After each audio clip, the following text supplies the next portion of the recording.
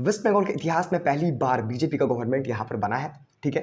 तो हम लोग क्या उम्मीद रखते हैं कि WBJEE एग्जामिनेशन या फिर WBJEE बोर्ड में क्या क्या चेंजेस होना बहुत ही ज़रूरी है, क्या क्या चेंजेस हो सकता है, क्योंकि पहले स्टेट गवर्नमेंट था, अब ये सेंट्रल गवर्नमेंट भी बीजेपी है और स्टेट गवर्नमेंट भी बीजेपी है।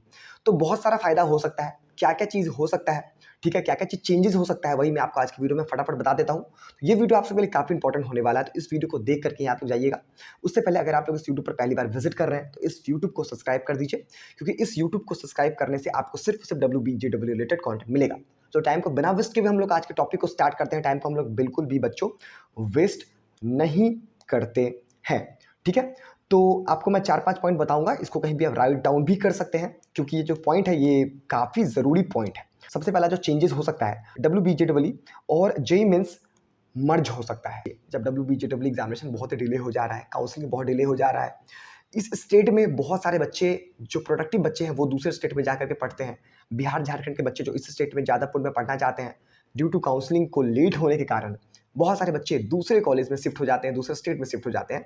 तो इसको कमी करने के लिए, इसको बंद करने के लिए WBJEE एग्जामिनेशन खत्म हो सकता है, चांसेस है। JEE मेंस का जो एग्जामिनेशन होता है वो टाइम पर होता है और उसका काउंसलिंग भी होता है तो टाइम पर होता है।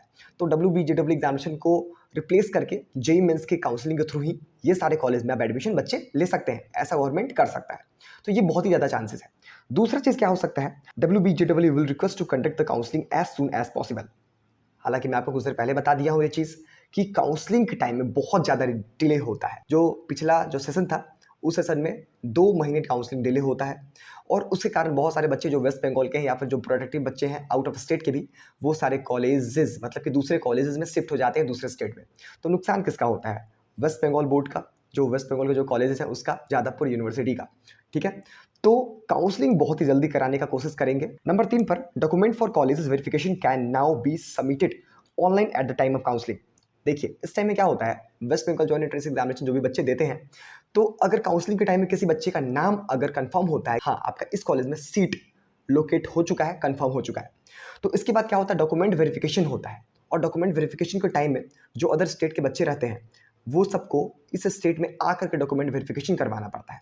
तो क्या अगर ये चीज़ ऑनलाइन हो जाएगा तो वो घर बैठे बैठे कर सकते हैं, उनको कोई भी दिक्कत नहीं होगा, उनका टाइम बच जाएगा, पैसा बच जाएगा, हर एक चीज़ बच जाएगा, और वो सिर्फ एडमिशन के टाइम में ही, मतलब कि जिस टाइम में पढ़ने आएंगे, क्लासेस के टाइम में ही वो आएंगे, ठीक है। वैसे बच्चे को 2-3 बार आना पड़ता है और बहुत परेशानी होता है। अगर आप लोग मान लीजिए वेस्ट बंगाल के अंदर में है तो सिलीगुड़ी अगर आपका कोई कॉलेज है, सिलीगुड़ी में अगर आपका घर है, तो अगर आपको हावड़ा आना है तो 12 घंटा लग जाता है, उतना दूरी बिहार झारखंड का भी नहीं लगता है, ठीक है। तो स्टेट के अंदर में ही स्टेट वाले बच्चे को भी बहुत सारा परेशानी होता है, तो उसको लेकर के ये जो फॉर्म फिलअप जो है वो ऑनलाइन सबमिट हो सकता है। नंबर 4 पर क्या हो सकता है, new government has be promised to restore law and order and implement central government scheme that were previously, ठीक है, ब्लॉक्ड विच में इम्पैक्ट एजुकेशनल इंफ्रास्ट्रक्चर।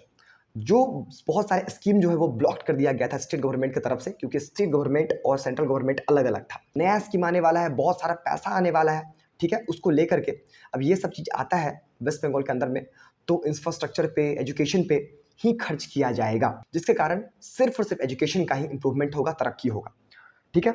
इसके बाद जो पॉइंट है, WBJEE एग्जामिनेशन में नॉट एग्जिस्टेड इन फ्यूचर। अब वही मैं आपको कुछ देर पहले बताया कि WBJEE एग्जामिनेशन फ्यूचर में एग्जिस्ट नहीं कर सकता है, क्योंकि JEE मेंस एग्जामिनेशन के साथ मर्ज हो सकता है। लास्ट वाला जो पॉइंट है, educational fund will now be more than before.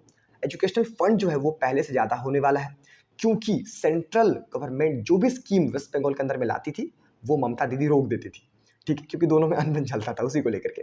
तो सेंट्रल गवर्नमेंट अब स्टेट गवर्नमेंट दोनों सेम हो गया है, उस कारण फिर से जो स्कीम्स हैं, जो फंड है, वो बहुत ही ज़्यादा बढ़ने वाला है वेस्ट बंगाल के अंदर में। तो एजुकेशन पे आप लोग देख सकते हैं कुछ दिन के अंदर में काफ़ी ज़्यादा चेंजेस देखने को मिलेगा।